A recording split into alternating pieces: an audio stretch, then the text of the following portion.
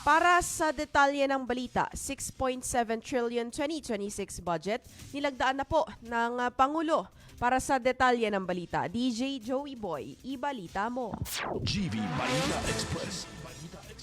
DJ Frankie, nilagdaan na ni Pangulong Ferdinand Bongbong Marcos Jr. ang General Appropriations Act o GAA para sa 2026 na nagkakahalaga ng 6.793 trillion pesos, ang pinakamalaking pambansang budget sa kasaysayan ng bansa.